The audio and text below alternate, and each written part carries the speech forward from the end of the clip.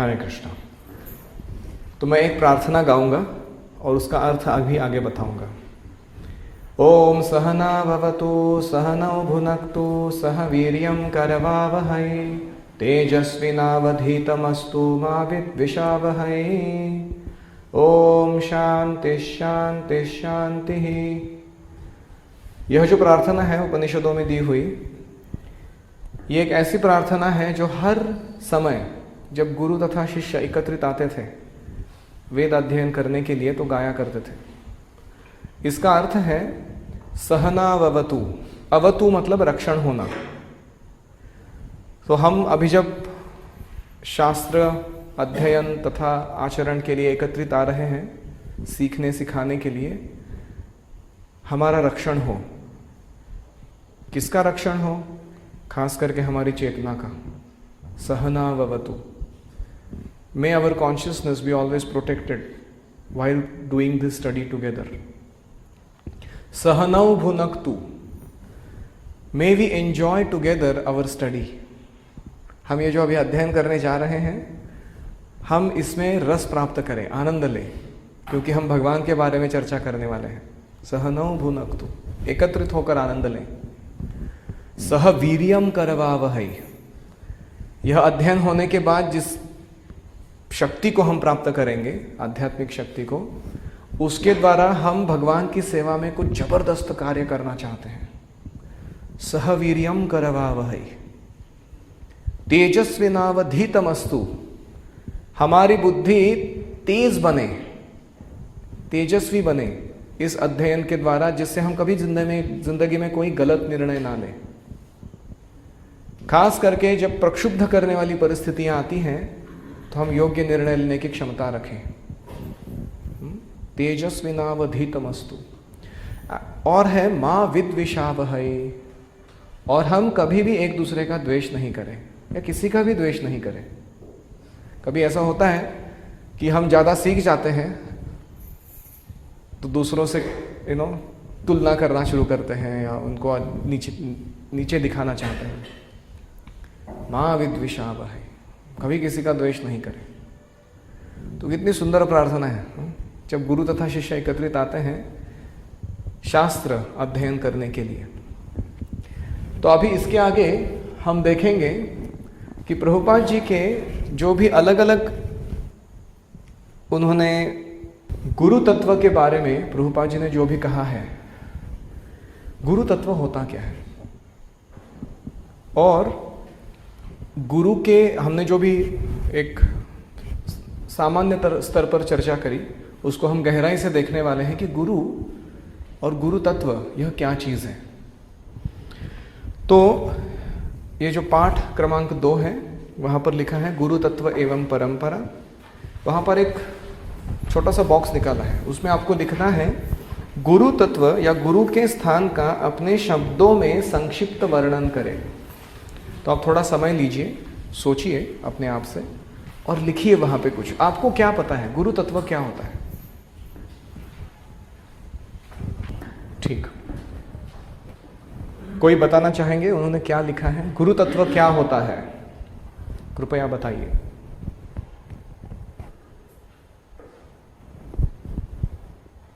yes?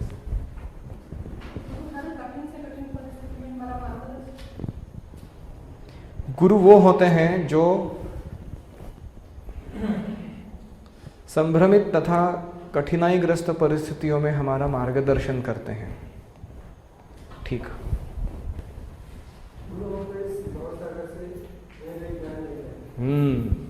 गुरु हमें इस भवसागर से उठाकर ऊपर भगवत धाम में वापस लेकर जाते हैं। गुरु भगवान के प्रतिनिधि होते हैं। जैसे वाइस रॉय होता था, ब्रिटेन का कोई रानी है, वो राज्य करती थी भारत के ऊपर, तो उन्होंने एक वाइस रॉय रखा था। वो सारे भारत से टैक्स इकट्ठा करता था और किसको भेजता था? इंग्लैंड की रानी को। तो ऐसे ही गुरु जो होते हैं वो भगवान के प्रतिनिधि हैं। उनके आदेश पर यहाँ आकर हमारे आदरयुक्त व्यवहार या सारी भक्तिमय सेवाओं को स्वीकार करते हैं, लेकिन वो किसको अर्पित करते हैं? कृष्ण को। खुद के पास नहीं रखते हैं, वो गुरु का स्थान है हमारे जीवन में। बहुत धन्यवाद। यस, अच्छा। ओम अज्ञानतिमिरान्धस्य ज्ञानाञ्जनशलाकया चक्षुरुन्मीलितं येन। वंडरफुल। तो हमारी जो दृष्टि है, दर्शन है, वो 3 गुणों के द्वारा आवृत्त हो चुका है। हम ढंग से नहीं देख पाते हैं वास्तविकता क्या है। हम दुनिया को यथार्थ नहीं देखते हैं, हम दुनिया को जैसे हमारी चेतना है वैसा देखते हैं। तो इसलिए गुरु क्या करते हैं, शास्त्र चक्षु प्रदान करते हैं, जिसके द्वारा हम यथार्थ रूप में सब चीज़ों को देखने लगे। तो ये गुरु का विशेष स्थान है। वो हमारे अंधत्व को, आध्यात्मिक रूप से जो हम अंधे हैं, ऐसी अंधावस्था को निकालकर शास्त्र चक्षु रूपी दिव्य दृष्टि प्रदान करते हैं। Very good. यस, गुरु अपने आचरण के द्वारा शिक्षा देते हैं। ये सब ठीक है, लेकिन ये गुरु तत्व नहीं है। गुरु तत्व मतलब विशेष रूप से जो गुरु का स्थान शास्त्रों में वर्णन किया है, जैसे इन्होंने एक श्लोक बताया या इन्होंने एक उपमा दी कि ये इससे हम समझ सकते हैं, ऐसे बताना है। गुरुओं में इस भौतिक मार्ग से विकासक्रम आध्यात्मिक मार्ग पर सही बंदी यानी श्री कृष्ण की भक्तिमय सेवा की ओर अपनी गुरु शिष्य परंपरा द्वारा मार्गदर्शन करने की जवाबदारी। तो गुरु जो है वो परंपरा में आने वाले एक अधिकृत व्यक्ति होते हैं और भक्तिमय सेवा को जो ट्रेनिंग लेवल पर परिपक्वता प्रदान करने के बाद वास्तविक करने के लिए आध्यात्मिक जगत में एक एक व्यक्ति को भेज देते हैं। इधर छोटा ट्रेनिंग कोर्स करते हैं, पक्का हो गया तो उधर छोड़ देते हैं, उधर जाके करो अभी। तो ये गुरु का कार्य है।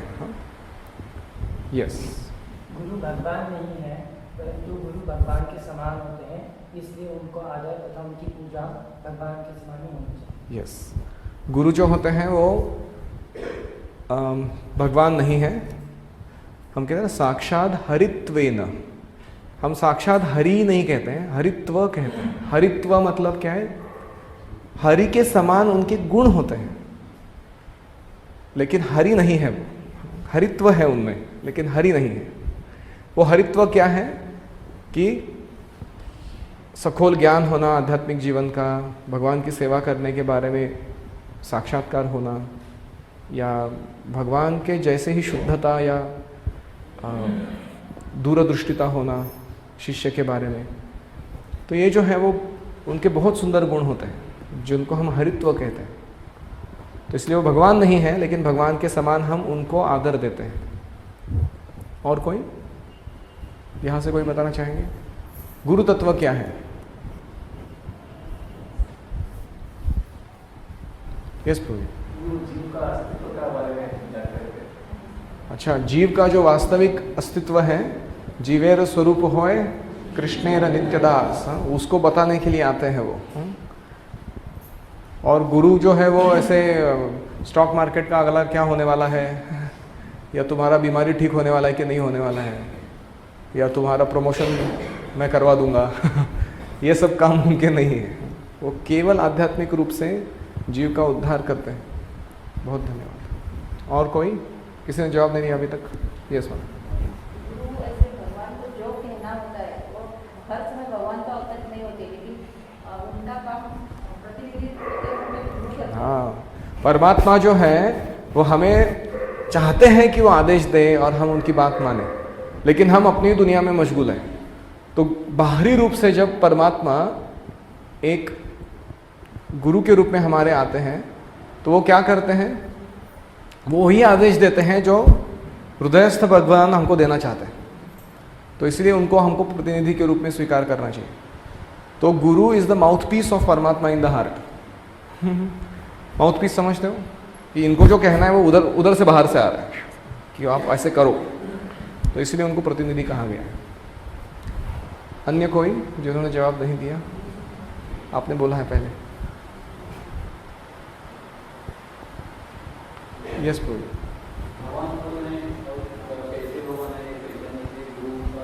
हाँ, गुरु हमें 4 तत्वों को प्रदान करते हैं। पहला है स्वतत्व, मैं कौन हूँ। दूसरा है परतत्व, भगवान कौन है। फिर है साधन साध्य तत्व। साध्य क्या है और उसके लिए साधना क्या करनी है, इसका यथार्थ ज्ञान। और विरोधी विषय तत्व, इस साधना में बाधक बनने वाली चीज़ें कौन सी हैं जिसको हमें टालना है, वो विरोधी विषय। ये 4 चीज़ों को गुरु बताते हैं। मैं वापस लिखता हूँ। स्वतत्व क्या है, परतत्व क्या है, साधन साध्य क्या है, और विरोधी विषय क्या है।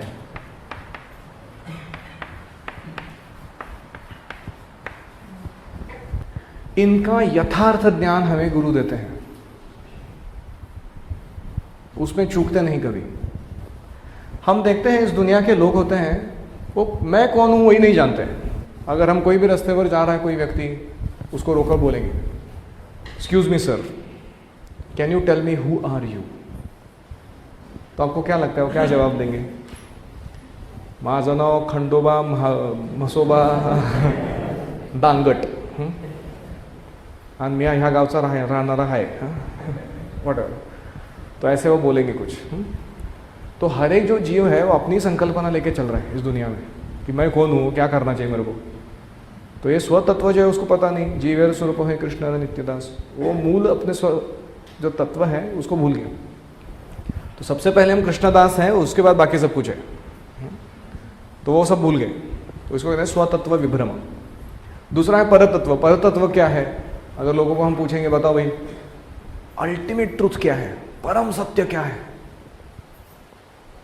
तो लोग बोलेंगे मेरे पास समय नहीं है ये सब विचार करने के लिए, आप थोड़ा बाजू हो जाओ मेरा अपना काम करने दो। ऐसा होता है ना बहुत बार। ये क्या है अल्टीमेट ट्रूथ, परम सत्य?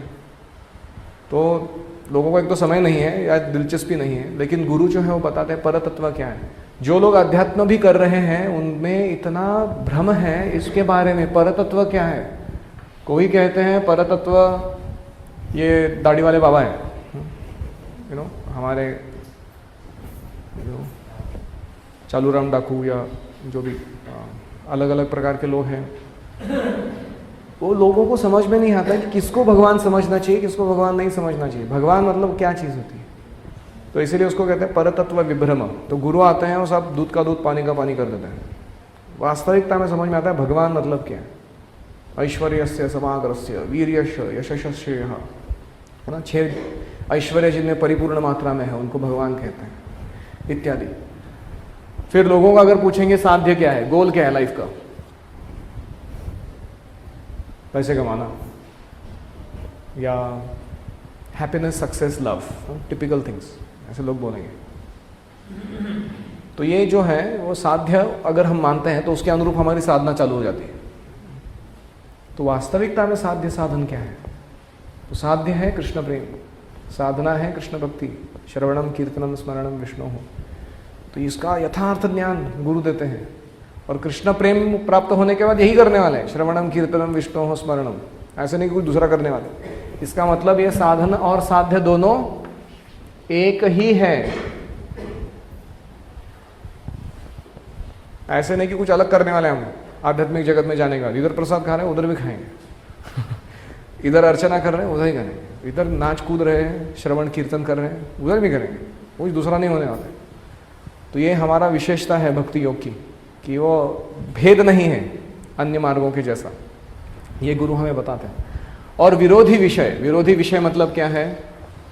जैसे हम देखते हैं कि कभी कभी हम ऐसे ही बैठे बैठे किसी चींटी को मार देते हैं, या कोई मच्छर आके काटता है तो हमें पता नहीं है कि ये जीव हिंसा है, एक अनर्थ है। अलग अलग अनर्थ जो होते हैं हृदय के, उसमें एक आता है ये। तो अब तक तो पता नहीं था, तो इसलिए हमें उल्टे सुलटे बहुत सारे ऐसे काम कर दिए। तो उसको विरोधी विषय मतलब भक्ति के अवरोध करने वाले मार्ग कार्य है, ये हमको पता नहीं था। तो एक गुरु हमको समझाता है कि ऐसा नहीं करना चाहिए, मात्सर्य नहीं करना चाहिए, जीव हिंसा नहीं करना चाहिए, कूटी नाटी नहीं करनी चाहिए इत्यादि। तो ये जो विरोधी विषय होते हैं, अनर्थ होते हैं, उनको प्रकट करके दिखाते हैं और उनका निराकरण करने में मदद करते हैं। तो ये गुरु के कार्य हुए। बहुत धन्यवाद। अभी मैं एक सरल उदाहरण दूंगा कि गुरु जो आपने ही उदाहरण दिया था, आध्यात्मिक जगत के राजदूत होते हैं, है ना। श्रील प्रभुपाद आध्यात्मिक जगत के राजदूत। हाँ? राजदूत पता है ना आपको, एम्बेसडर बोलते हैं उसको, ये गाड़ी नहीं इंग्लिश में ऐसा शब्द है। एम्बेसडर मतलब क्या है, जैसे अमेरिका से कोई आते हैं, राजदूत आते हैं, वो भारत में आते हैं, तो उनको अमेरिका के प्रेसिडेंट के जितना ही सम्मान दिया जाता है। और वो जो कहते हैं कि ऐसी पॉलिसी होनी चाहिए, कि फाइनेंशियल आर्थिक जो लेन देन है इस प्रकार से होना चाहिए, वो ऐसे समझा जाता है कि वो अमेरिका का मत है। हालांकि एक ही व्यक्ति बोल रहा है, लेकिन ही पूरा प्रतिनिधित्व कर रहा है सारे अमेरिका देश का, और वो जो बोल रहा है वैसे ही होगा। उसको कहते हैं राजदूत। आपने पता सुना है ना ये सब चीज़, राजदूत क्या होता है। तो अभी हम इसी संकल्पना को थोड़ा और विस्तार से समझाएंगे कि आध्यात्मिक गुरु के कार्य क्या है या उनका तत्व क्या है। तो आप में से कितने लोग दूतावास में गए हैं?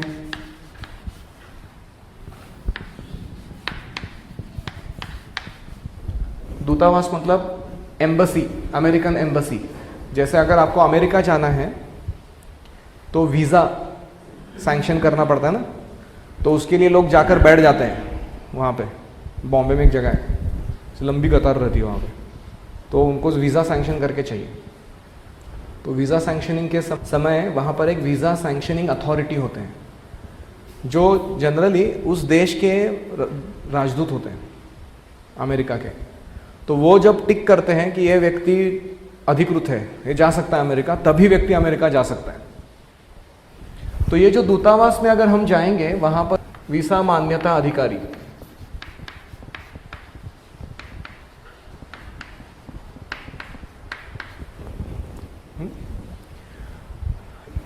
इनकी हम तुलना करेंगे आध्यात्मिक गुरु से।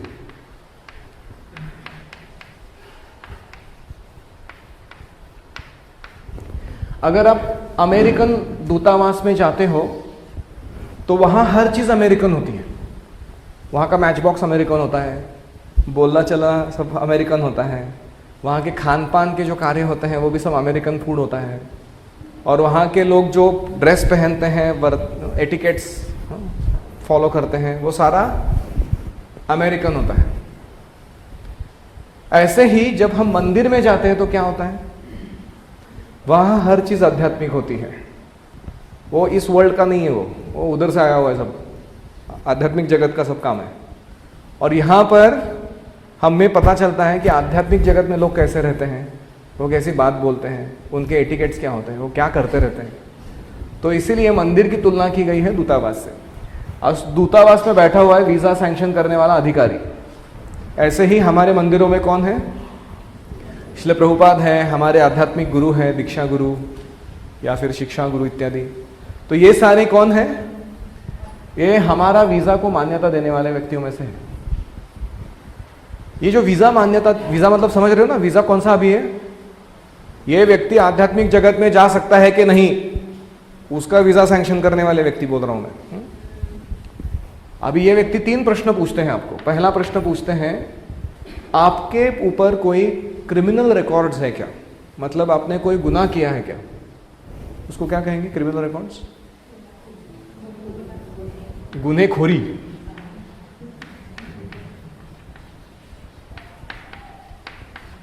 वो नहीं होनी चाहिए, हाँ, नो क्रिमिनल रिकॉर्ड्स।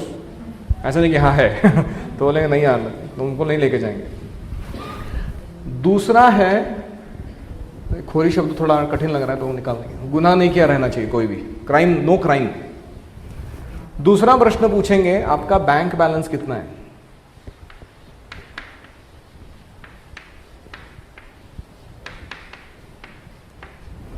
वो बहुत अच्छा रहना चाहिए, उनको फुकटे लोग नहीं चाहिए अमेरिका में। हाँ, कुछ नहीं किया तो अभी अमेरिका जाता हूँ, नहीं, पैसे कितने तुम्हारे पास, ठीक है ना, फिर जाओ। और तीसरा प्रश्न पूछते हैं वो कि तुम्हारा उद्देश्य क्या है, क्यों जाना चाहते हो। कोई कहेगा कि मैं जाके ट्विन टावर को उड़ाना चाहता हूँ तो बोलेंगे नहीं, ऐसे लोग अलाउड नहीं यहाँ पे, उद्देश्य योग्य होना चाहिए। समझ रहे हो आप? ये 3 प्रश्न पूछेंगे, उनका जब तक समाधान नहीं होता है कि ये व्यक्ति के अंदर ये 3 गुण हैं, तब तक उसको आपको साइन नहीं करते, वो भेजते ही नहीं आपको। ऐसे ही हमारे आध्यात्मिक गुरु जो हैं वो क्या चीज करते हैं? वो पहला चीज करते हैं, भक्ति के नियमों का पालन किया है कि नहीं बराबर से। जैसे 4 नियम, 64 नियम है ना, भक्ति के 64 नियम होते हैं, जो दर्शन लेना, प्रसाद पाना इत्यादि इत्यादि, और 4 नहीं करना है, मांस नहीं खाना, जुगार इत्यादि। एक भी क्रिमिनल रिकॉर्ड नहीं रहना चाहिए। दीक्षा लेने के बाद क्लीन स्लेट, जैसे जगाई मधई को बोला गया ना, जो भी पहले गड़बड़ किया वो ठीक है, अभी उसको हम नहीं बोलेंगे कुछ, लेकिन इसके आगे गड़बड़ नहीं करनी है। No criminal records. तो ये कौन देखेगा? हमारे आध्यात्मिक गुरु देखेंगे। फिर दूसरा है कि आपने भक्ति उन्मुख सुकृति कितनी कमाई है, मतलब कितनी भक्तिमय सेवाएं की हैं, जिसके द्वारा आपका स्पिरिचुअल बैंक अकाउंट, आध्यात्मिक बैंक अकाउंट में कितना जमा किया आपने।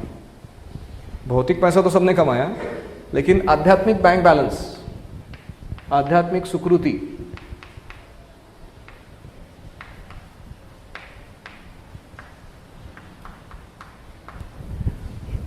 तो कोई भक्त होते हैं वो ज़्यादा कुछ मेहनत नहीं करते, एक बार दीक्षा हो गई तो अपना बेसिक काम करने का, 16 माला 4 नियम।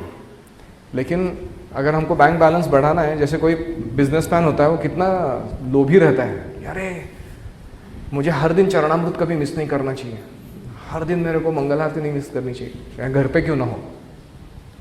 तो ऐसे वो उसको लोभ रहता है कि मेरा बैंक बैलेंस बढ़ता रहना चाहिए आध्यात्मिक जीवन में।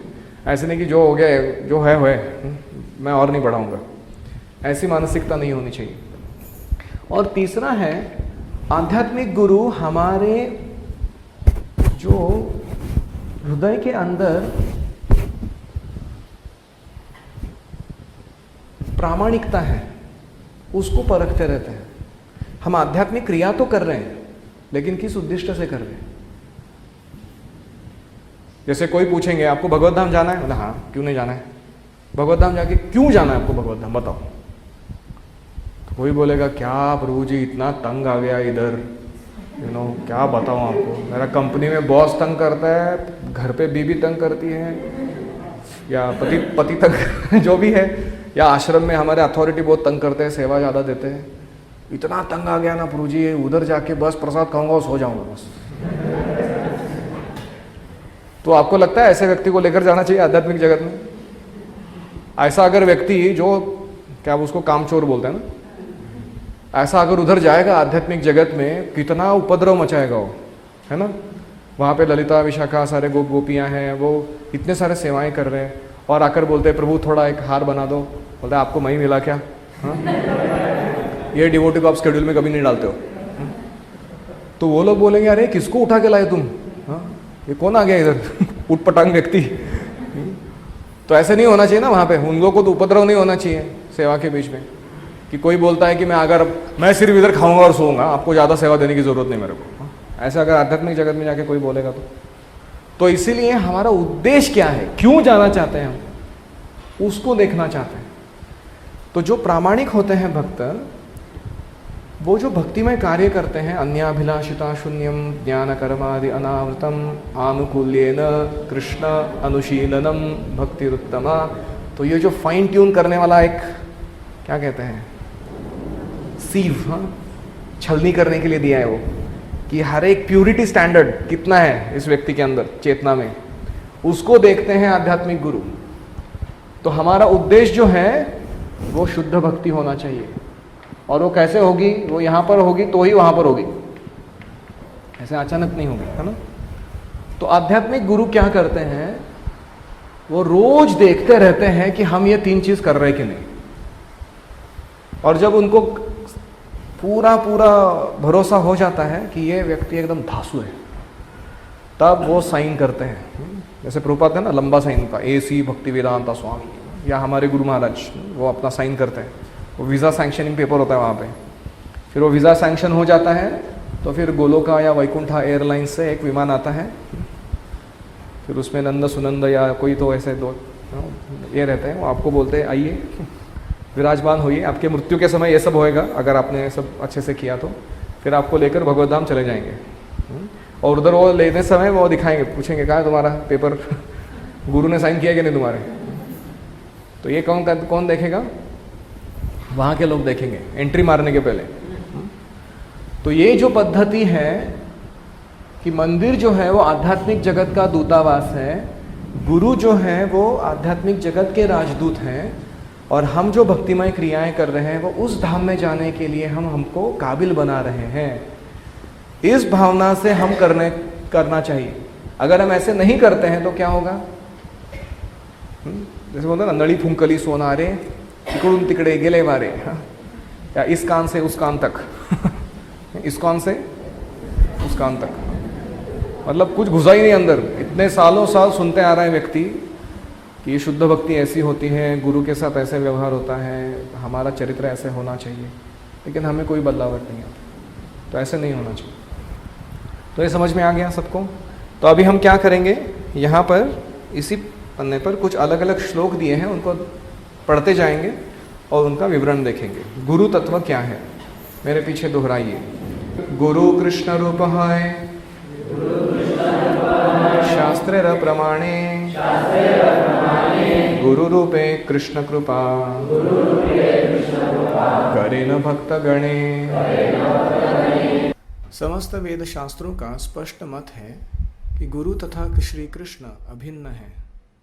श्री कृष्ण गुरु रूप में अपने सभी भक्तों का उद्धार करते हैं। शिष्य का अपने गुरु के साथ संबंध वैसा ही है जैसा परमेश्वर के साथ। श्री चैतन्य चरितामृत आदि लीला अध्याय 1 श्लोक 4। आचार्य मां विजानीयात् नावमन्येत कर्हिचित्, न मर्त्य बुद्ध्या असूयेत, सर्वदेव मयो गुरुः। गुरु को मेरे समान समझना चाहिए और किसी भी प्रकार से उनका अनादर नहीं करना चाहिए। गुरु को साधारण मनुष्य मानकर उनसे ईर्ष्या न करे, क्योंकि गुरु सभी देवताओं के प्रतिनिधि हैं। तो प्रभुपाद जी कहते थे गुरु भगवान नहीं है, लेकिन वो भगवान के जैसे ही है। उनका कार्य जो भगवान करना चाहते हैं वो हमारे जीवन में वो करा रहे हैं, इसलिए वो गुरु के भगवान के प्रतिनिधि हैं। तो अगर अब आगे चलकर अगर कोई सोचे कि मेरे जो गुरु हैं उनमें मैं कभी कभी देखता हूँ कि वो भी, उनको पसीना आता है, उनको पानी पीना पड़ता है, उनको स्नान करना पड़ता है, या जो भी हम भौतिक शरीर के जो कार्य होते हैं वो तो उनको भी करने पड़ रहे हैं, तो आध्यात्मिक कैसे है व्यक्ति? ऐसे कोई सोचेगा? या कभी कभी हम सोचेंगे कि अगर मेरे गुरु हैं तो उन्होंने कभी गलती करनी नहीं चाहिए। जैसे प्रभुपाद जी थे, वो पहले मैगजीन्स बांट रहे थे दिल्ली में, बैक टू गॉडेड मैगजीन्स। तो किसी पोस्टमैन या कोई व्यक्ति ने उनको कहा कि स्वामी जी आप मैगजीन मत बांटो, पुस्तक छापो। पुस्तक थोड़ा ज़्यादा क्या कहते हैं, प्रभावशाली होता है, लोग उसको रखते हैं और बारंबार पढ़ते हैं। अगर आप मैगजीन देते हो तो कुछ समय के बाद उसको निकाल देते हो। तो प्रभुपाद जी ने कहा हाँ मेरे गुरु तुम्हारे द्वारा बोल रहे हैं कि मुझे ऐसे करना चाहिए, तो उन्होंने पुस्तक लिखना शुरू किया। तो इसका मतलब क्या है कि प्रभुपाद पहले अज्ञान में थे, अभी ज्ञानी हो गए, या उनमें कुछ इम्परफेक्शन है, ऐसा मतलब होता है इसका? इसका अर्थ क्या है फिर? क्या गुरु को परिपूर्ण होना चाहिए, मतलब क्या वो भगवान के जैसे परिपूर्ण होने चाहिए, या उनके अंदर जो परिपूर्णता या अपरिपूर्णता हमको दिखाई पड़ रही है उसको हमें कैसे देखना चाहिए? ये बहुत महत्वपूर्ण प्रश्न है। तो अगले पन्ने पर पहला जो पैराग्राफ है वो हम पढ़ेंगे। एक डाकिया हमें 1000 रुपये लाकर दे तो हम नहीं मानते कि यह पैसा हमें डाकिया दे रहा है। धनराशि किसी मित्र ने भेजी है और डाकिये का काम है बिना उसमें कुछ जोड़े घटाए वह पैसा हम तक पहुंचाना। डाकिये के कार्य की पूर्णता है कि मित्र द्वारा भेजी गई धनराशि जैसे कि तैसे हम तक ले आए। यह उसकी परिपूर्णता है। डाकिये में अन्य कुछ अपूर्णताएं या त्रुटियां हो सकती हैं, किंतु जब वह अपना कार्य परिपूर्णता से करे वह परिपूर्ण या सिद्ध है।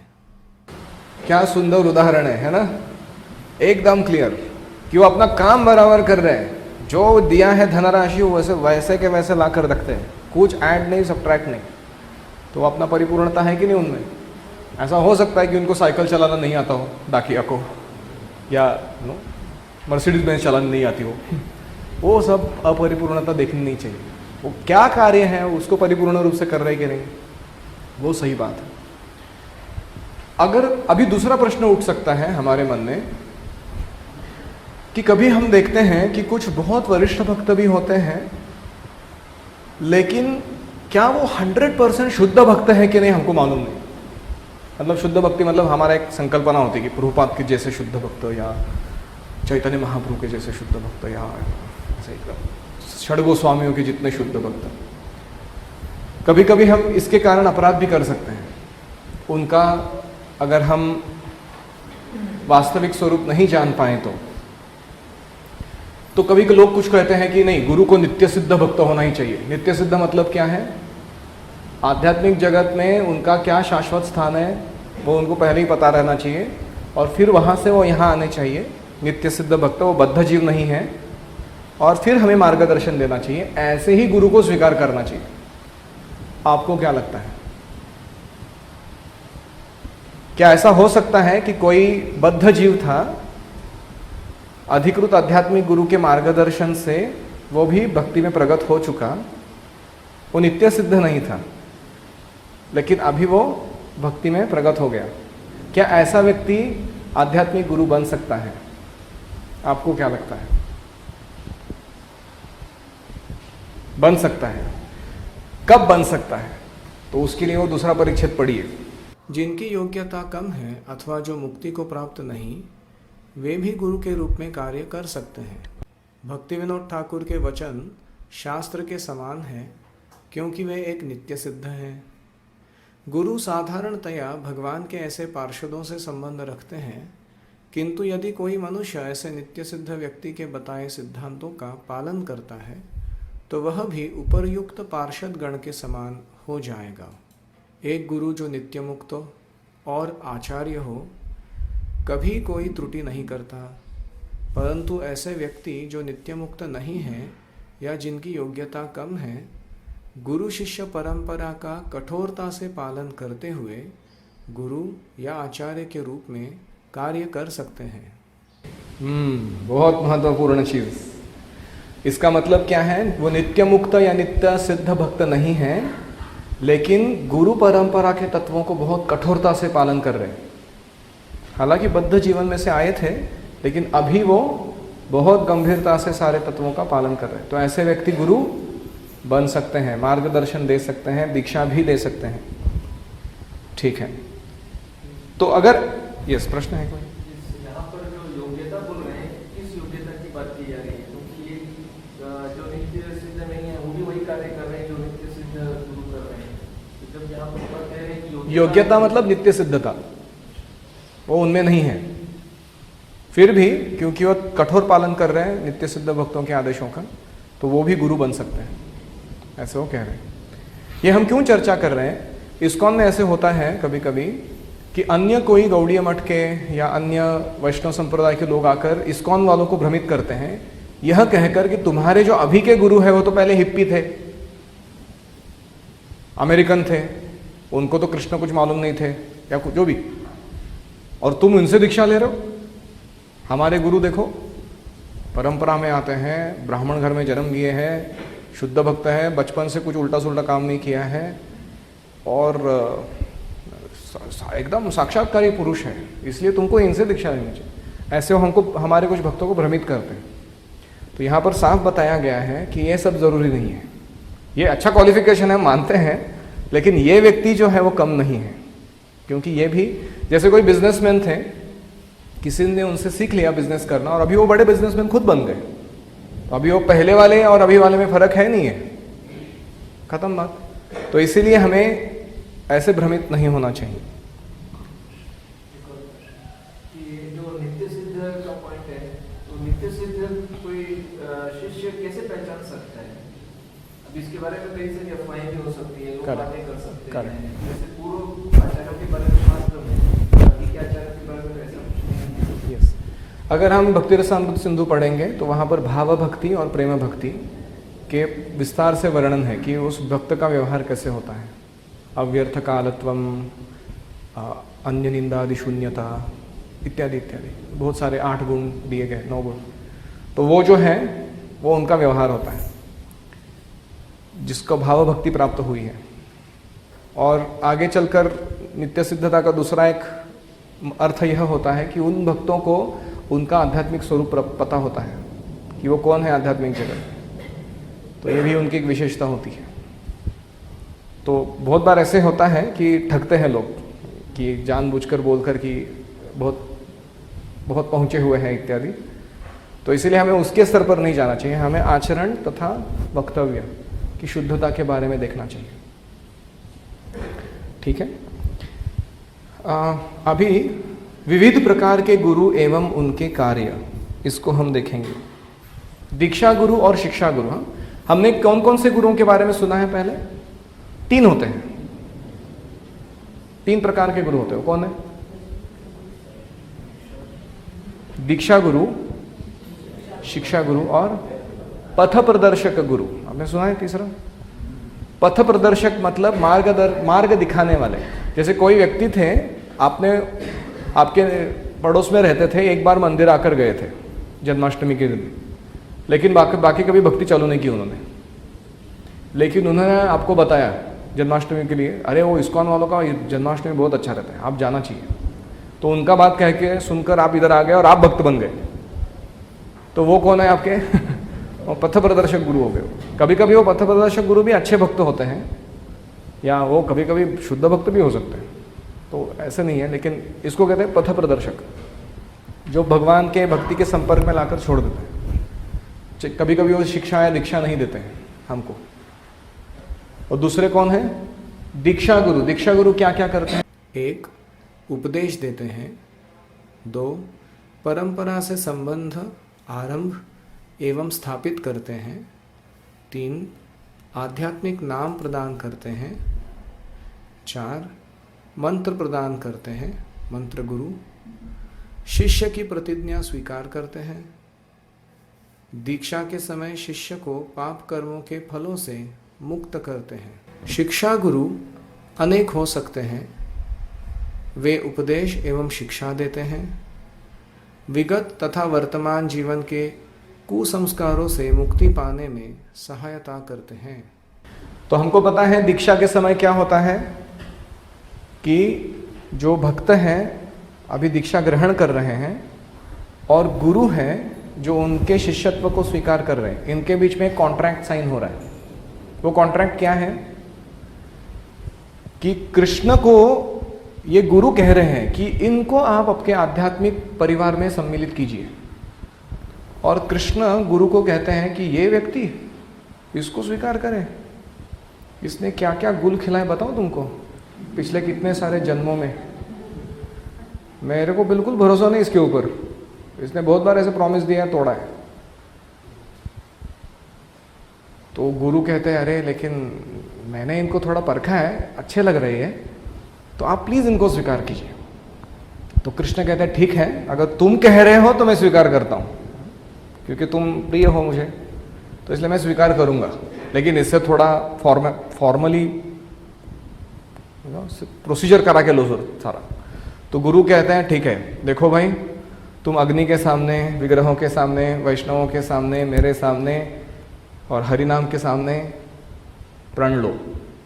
4 नियम पालन करूंगा, 16 माला जप करूंगा, इस्कॉन में प्रभुपाद के संस्था में दासानुदास के रूप में सेवा करूंगा। तुम थोड़ा कॉन्ट्रैक्ट है। तो ये जो हम बोल रहे हैं वो क्या हो रहा है? वो कॉन्ट्रैक्ट साइन हो रहा है। तो गुरु कहते हैं कृष्ण को, देखो इसने अभी प्रण लिया है, प्रतिज्ञा की है, मैं आपको अश्योरेंस देता हूं कि मैं इसका ख्याल रखूंगा कि इसको पालन करता रहेगा। तो जाके कृष्ण कहते हैं ठीक है, आइए सर हमारे आध्यात्मिक परिवार में सम्मिलित होइए। तो ये हो रहा है दीक्षा के समय। तो दोनों साइड से कॉन्ट्रैक्ट है, गुरु के साइड से कॉन्ट्रैक्ट है कि मैं इनका ख्याल रखूंगा आध्यात्मिक जीवन में और इनकी मदद करूंगा कि ये हमेशा शुद्धता बनाए रखे और भगवत धाम चले जाएं। और शिष्य क्या कॉन्ट्रैक्ट साइन कर रहे हैं? मैं गुरु के आदेशों को पालन करूंगा, जो बोला सो करूंगा और उल्टे सुल्टे काम नहीं करूंगा, इसके आगे पाप कृत्य नहीं करूंगा, वो भी कह रहे हैं। तो एक कोई भी साइड अगर अपना कॉन्ट्रैक्ट को फॉलो नहीं करता है तो क्या होता है? कॉन्ट्रैक्ट वॉइड हो जाता है, वो टूट जाता है वो। इसीलिए दोनों का कार्य महत्वपूर्ण है। इसीलिए दीक्षा काले भक्त करे आत्मसमर्पण, तार काले कृष्ण तारे करे आत्मसम। तो जब भक्त आत्मसमर्पण करता है गुरु के लिए तो कृष्ण उसको अपने परिवार का सदस्य करके स्वीकार कर लेते हैं उस समय। तो प्रभुपाद जी कहा करते थे, जैसे लड़का लड़की होते हैं, प्रेम होता है उनका, तो शादी भी करनी चाहिए। ऐसे नहीं कि सिर्फ प्रेम है, नहीं। तो इसलिए कोई कहता है नहीं मेरे तो गुरु है, मैंने तो इनको गुरु कर लिया लेकिन मैं दीक्षा नहीं लूँगा। कुछ लोग कहते हैं ना ऐसे कि मैं ऐसे इतना प्रतिज्ञा लेकर घमासान पूरा जीवन भर इतना सारा नहीं करूँगा, लेकिन हे मेरे गुरु है, मानता हूँ, मैं इनका आदेश पालन करता हूँ। नहीं, तुमको दीक्षा लेनी होगी, क्योंकि जब विवाह होता है तो क्या होता है, सबके सामने इतना बड़ा प्रण लिया जाता है ना कि हम साथ में रहेंगे, कुछ आगे जाके कुछ उतार चढ़ाव आएंगे तो भी टिके रहेंगे, क्योंकि आने वाले उतार चढ़ाव। तो हम फेयर वेदर डिवोटी बोलते हैं उसको, क्या कहते हैं, हवामान अच्छा है तो भक्ति अच्छी है, हवामान खराब हो गया तो भक्ति छोड़ के चले गए। ऐसे नहीं चाहिए, इसीलिए हम दीक्षा लेते हैं। तो ये जो है, प्रभुपाद जी ने कितने सालों बाद दीक्षा ली? भक्ति सिद्धांत सरस्वती को कब मिले वो? हाँ, 1922 में मिले। और दीक्षा कब हुई? 1933 में हुई। तो हमको इतना बुरा नहीं लगना चाहिए कि हमारे जीवन में इतना क्यों समय लग रहा है। बहुत महत्वपूर्ण निर्णय है, आपका तैयारी कितना हुआ है कमिटमेंट लेने के लिए, और उसके अनुसार हमको करना चाहिए। तो इसीलिए ये जो दीक्षा गुरु के कार्य है बहुत विशेष है। ये सारे कार्य शिक्षा गुरु नहीं करते, इसमें से कुछ कार्य करते हैं लेकिन सारे नहीं करते। तो इनमें से कौन सा कार्य शिक्षा गुरु करते हैं? और शिक्षा देते हैं। अनर्थ निवृत्ति का खास करके जो स्तर है, श्रद्धा, साधु संग, भजन क्रिया, अनर्थ निवृत्ति, तो उस स्तर में बहुत मदद लगती है व्यक्ति को। वो सारी मदद शिक्षा गुरु करते हैं। फिर निष्ठा, आसक्ति, रुचि, भाव, आगे वाले स्तर जाते हैं। तो ये जो है शिक्षा गुरु का विशेष कार्य है, विशेष सहयोग। शिक्षा गुरु हमें मार्गदर्शन, सुविधा और प्रेरणा नियमित रूप से प्रदान करते रहते हैं। दीक्षा गुरु हो सकता है कि मार्गदर्शन थोड़ा, क्या कहते हैं, इतना रोज का रोज नहीं या महीने का महीने नहीं, लेकिन इंटरमिटेंटली देते होंगे।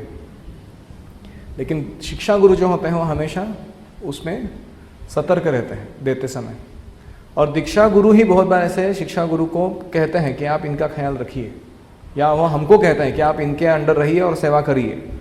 जैसे चैतन्य महाप्रभु थे, रघुनाथ दास गोस्वामी जब सब छोड़ छाड़ कर भाग कर आए जगन्नाथपुरी में, तो उन्होंने क्या कहा, मैं आपको समर्पण कर रहा हूँ। तो चैतन्य महाप्रभु ने बुलाया स्वरूप दामोदर गोस्वामी को और उनको कहा कि आप इनका चार्ज लो। और उसके बाद रघुनाथ दास गोस्वामी का नाम क्या हुआ? स्वरूपेर रघु, है ना, कि स्वरूप गोस्वामी, स्वरूप दामोदर गोस्वामी के रघुनाथ दास गोस्वामी, ऐसे उनको कहा गया।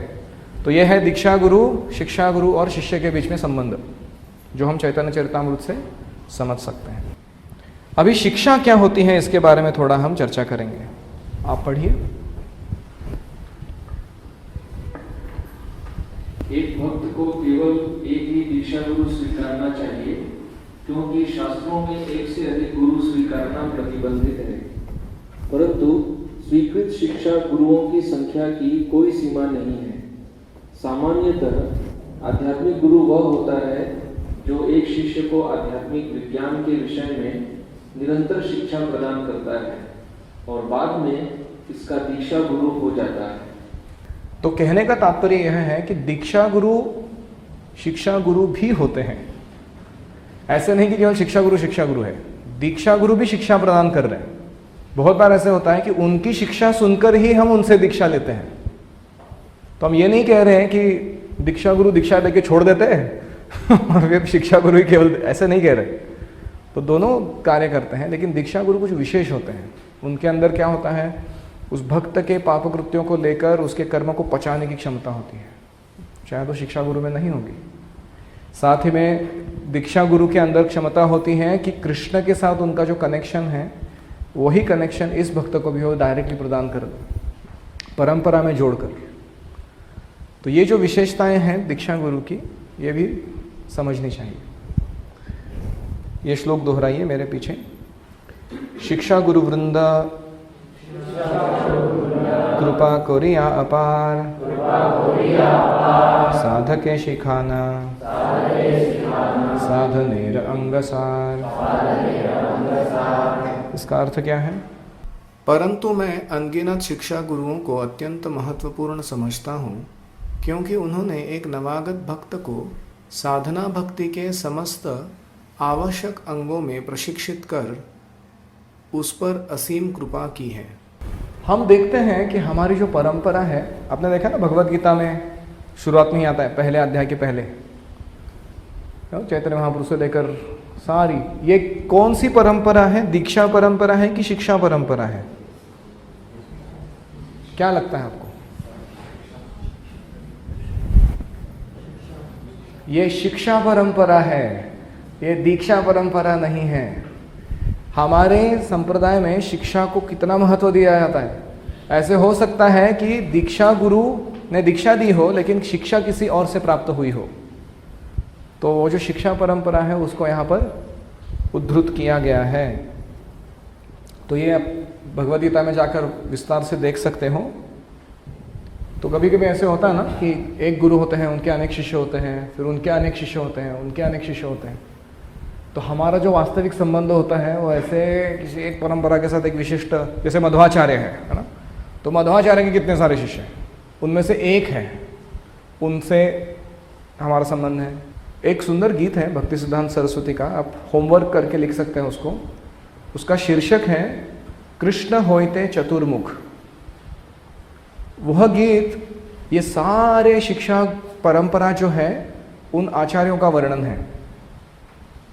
तो हमको कभी याद रखने में कठिनाई होगी कि कौन किसके बाद है तो वो गीत अगर गाएंगे तो सब याद हो जाएगा।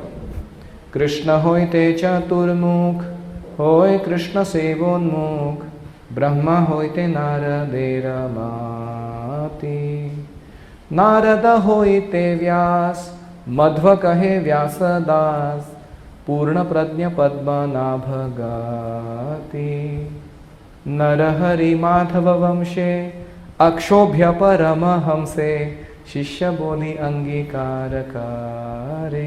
तो ऐसे वो बताते जाते हैं भक्ति सिद्धांत सरस्वती। सुंदर गीत है एकदम, कि कौन किसके साथ संबंधित है उस गीत में। चाहे तो हम कल गाएंगे उसको, आप सॉन्ग बुक्स लेकर आना आते समय घर से।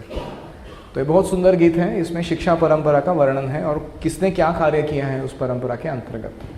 तो अभी हम और एक बार देखेंगे ये दीक्षा इस शब्द का अर्थ क्या है। इसमें दो शब्द हैं, दी मतलब दिव्य ज्ञान, दिव्यम ज्ञानम यतो दद्यात्, और दूसरा शब्द है क्ष। इसके दो अर्थ होते हैं, क्षपयति या ईक्षा। दिव्यम ज्ञानम यतो दद्यात् कुर्यात् पापस्य संक्षयम।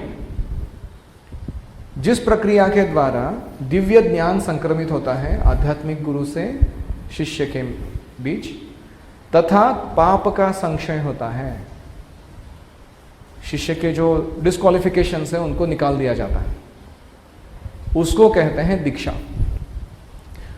ईक्षा का अर्थ होता है दर्शन,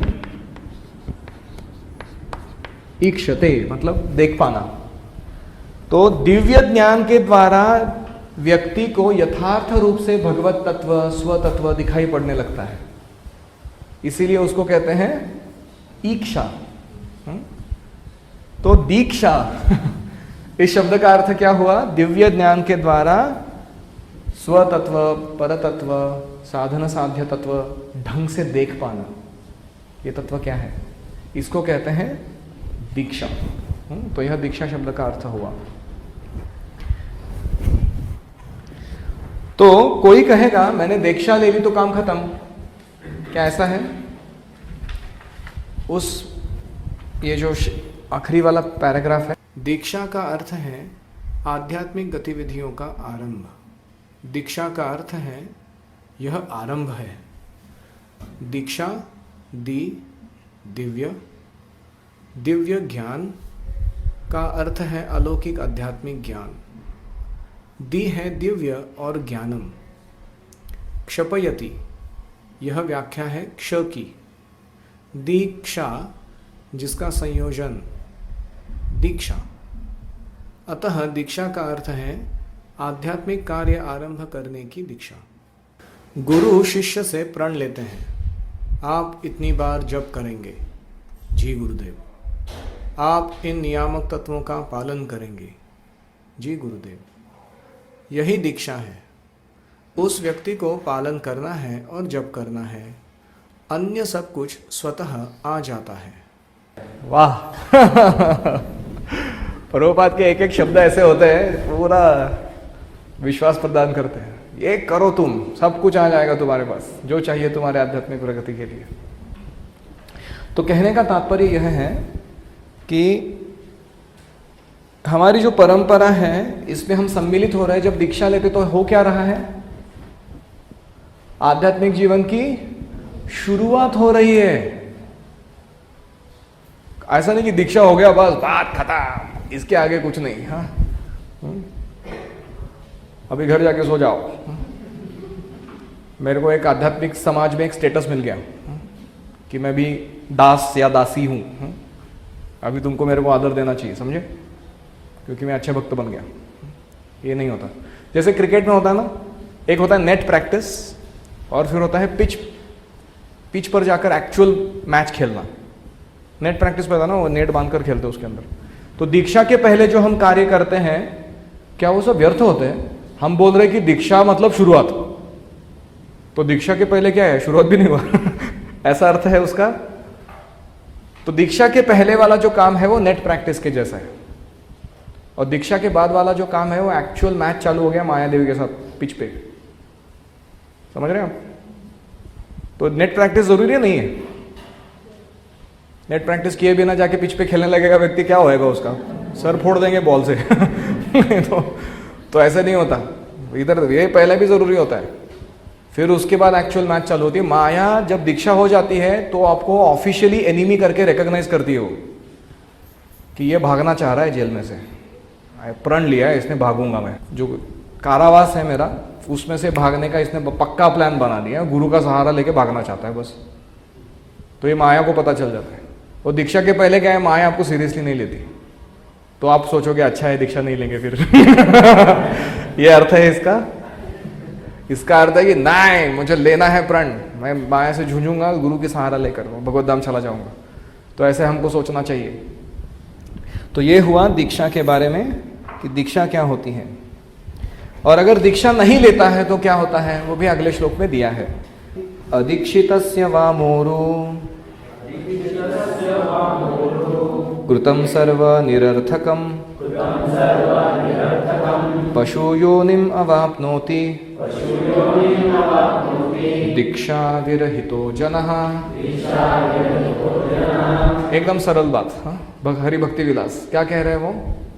अगर दीक्षा नहीं लेता है कोई व्यक्ति तो उसका अगला जन्म मनुष्य ही होगा, ये गारंटीड नहीं, पशु योनि में भी जाना पड़ सकता है। और उसने अपरंपरागत गुरु से अगर दीक्षा ले ली तो उसका आध्यात्मिक जीवन व्यर्थ हो जाता है। और परंपरागत गुरु से दीक्षा नहीं ली तो अज्ञात सुकृति प्राप्त होती रहती है, वो कभी जाकर आगे फलित होगी। तो दोनों हमें समझना चाहिए कि कितना दीक्षा का महत्व है। कभी कभी ऐसा हो सकता है बहुत एक्सट्रीम केस में कि किसी ने दीक्षा नहीं ली हो, जैसे मीराबाई थी,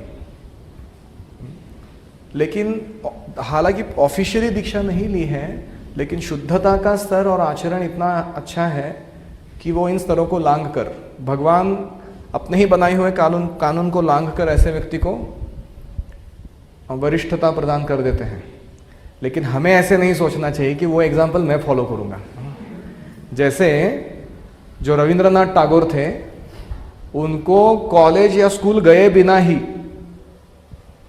कलकत्ता यूनिवर्सिटी ने पीएचडी प्रदान की। अगर हम सोचेंगे कि मैं भी स्कूल और कॉलेज नहीं जाऊंगा, मेरे भी घर बैठे मेरे को पीएचडी दे दो कोई, होगा ऐसे? ऐसे नहीं होगा। तो ऐसे ही हमें ऐसे नहीं सोचना चाहिए कि मैं दीक्षा लिए बिना ही भगवत धाम चला जाऊंगा। हमें सोचना चाहिए कि मैं दीक्षा लूंगा, सारे नियमों को पालन करूंगा, गुरु कृष्ण को संतुष्ट करूंगा, फिर भगवत धाम जाऊंगा। तो ये सही मानसिकता है। तो कल हम बहुत कुछ चर्चा करेंगे, खास करके ऋत्विकवाद के बारे में। जो कुछ लोग कहते हैं कि दीक्षा गुरु जो है वो प्रभुपाद के जितने अगर शुद्ध नहीं है तो वो दीक्षा नहीं दे सकते हैं। तो इसीलिए प्रभुपाद ही केवल गुरु है इस्कॉन में, और दूसरे किसी ने दीक्षा नहीं देनी चाहिए। और जो भी दीक्षा दे रहे हो प्रभुपाद के ओर से देनी चाहिए। इसको कहते हैं ऋत्विक फिलॉसफी, ऋत्विक तत्वज्ञान। तो इसमें कितना यथार्थता है या कितना इसमें तथ्य है हम देखेंगे कल। आप उसको पढ़कर आइए। और अभी मैं कुछ आपको होमवर्क दूंगा, वो लिख कर लीजिए क्या क्या करना है कल तक आने तक। मैं थोड़ा सा खड़ूस टीचर हूँ मैं बहुत काम पर लगाता हूँ, लेकिन मैं आपको अश्योरेंस देता हूँ कि आगे जाकर आपको अच्छा लगेगा कि आपने ये सब अभी कर दिया। ये 7 दिनों के अंदर जो कर दिया और आपके जीवन में नींव भर गई उसकी अच्छे से। तो पहला है, 2 वीडियोस है। एक वीडियो का नाम है यूर एवर वेल विशर, ये इंग्लिश में है या हिंदी में भी है। प्रभुपाद के जीवन चरित्र, उनके सारे कार्यकलाप, उसके बारे में अच्छे से वर्णन है उस वीडियो के अंदर। आप में से कितने लोगों ने देखा ये वीडियो? हो सकता है बहुत लोगों ने देखा है, लेकिन जिन्होंने नहीं देखा है या जिन्होंने देखा भी है उनको भी वापस देखना है। क्यों? मैं आपको 3 प्रश्न दूंगा, वो लिखो। ये वीडियो देखते समय क्या देखना है? तो पहला प्रश्न है, प्रभुपाद जी के गुणों या कार्यों के बारे में आपको क्या आपके हृदय को छू गया उस वीडियो को देखते समय? उसका आप थोड़ा नोट कीजिए। What touched your heart? आपको हृदय को छूने वाली बात, प्रभुपाद के गुण या कार्य। आपके हृदय को छूने वाली बात, प्रभुपाद के गुण तथा कार्य, इसको आप नोट कीजिए। दूसरा प्रश्न है, उस वीडियो के द्वारा आपने क्या सीख प्राप्त की आपके जीवन में? What lessons you learned? तीसरा प्रश्न, आप अपने व्यक्तिगत जीवन में क्या परिवर्तन लाने वाले हो इस वीडियो को देखने के बाद? तो ये 3 प्रश्न हैं। What touched your heart? What lesson you learned? What are you going to do about it? 3 प्रश्न हैं। आपके हृदय को क्या छू दिया, आपको क्या सीख मिली, और आप परिवर्तन क्या लाने वाले हो व्यक्तिगत आचरण में उस वीडियो को देखने के बाद। जैसे मैं बताता हूँ, जब मैंने पहली बार, बहुत बार देखा वो वीडियो, लेकिन पहली बार जब देखा उसके बाद मैं जब गुरु पूजा करता था प्रभुपाद के सामने खड़ा रहकर, तो मेरा बहुत सराहना या आदर बढ़ गया प्रभुपाद के प्रति। या जब भी मैं जाके प्रभुपाद को फ्लावर ऑफर करता हूँ और फिर दंडवत डालता हूँ, तो मुझे वास्तविकता में ऐसे लगता है कि मैं किसी अत्यंत योग्य व्यक्ति के शरणागति में रहकर कुछ कर रहा हूँ। तो ये जो है परिवर्तन कुछ होना चाहिए ना आगे जाकर। आप कभी गुरु पूजा मिस नहीं करूँगा आगे से जाकर, ऐसे कुछ व्यक्ति ने कहना चाहिए, तो उसको कहते हैं परिवर्तन। तो ये 3 प्रश्न हुए। तो ये हुआ your ever well wisher video. फिर उसके बाद देखना है, देखते समय ये 3 प्रश्न पूछने। अभी दूसरा होमवर्क, अच्छा होमवर्क है ना, वीडियो देखना, कुछ प्रॉब्लम नहीं है किसी को। दूसरा होमवर्क है पाठ्यक्रम 3 और 4, 1, 2, 3, 4 पूरा पढ़कर आओ। इसमें जो यूनिट दिए हैं 1, 2, 3, 4 पाठ्य लेसन्स, ये चारों पढ़कर आना घर पर। ऐसा हो सकता है कि इस चर्चा में हम सारे के सारे मुद्दे वहां से नहीं उठाए, और ऐसा हो सकता है कि आपको पढ़ते समय लगे कि ये मुझे समझ में नहीं आया है। तो अगर ऐसा हुआ कि मैंने वो छोड़ दिया जो आपको समझ में नहीं आया था, तो आप प्रश्न पूछ सकते हो कि ये यहाँ पे पैराग्राफ में जो दिया मुझे वापस समझाओ। तो आप पढ़कर आइए पहले 4 लेसन्स कल आने से पहले। और तीसरा है होमवर्क, एक जो पाठ 1 था स्वागत एवं परिचय वाला, उसमें नीचे एक बॉक्स है शिष्य के रूप में मुझ में किस प्रकार की सुधार की आवश्यकता है? आपने देखा हो पाठ क्रमांक 1 आखिरी लाइन, शिष्य के रूप में मुझे किस प्रकार के सुधार की आवश्यकता है। वो प्रश्न मिला आपको, उसका जवाब लिख कर लाना है, वो बॉक्स के अंदर लिखना है आपको कि ये जो कोर्स मैं कर रहा हूँ तो मैंने क्या सोचा है मेरे शिष्यत्व के बारे में, मैं कितना क्वालिफाइड हूँ, क्या डिस्क्वालिफिकेशंस है, मुझ में क्या कमियां हैं जिसको मुझे अच्छा करना है। तो ये आपको विचार कर कर लिखना है। आपको किसी को दिखाना नहीं है, वो आपके लिए ही है, लेकिन आपको उसको विचार पूर्वक लिखना है घर जाकर। ठीक है, बहुत बहुत धन्यवाद। श्रील प्रभुपाद की जय। दीक्षा शिक्षा संप्रदाय इस्कॉन वृंद की जय। गौर प्रेमानंदे।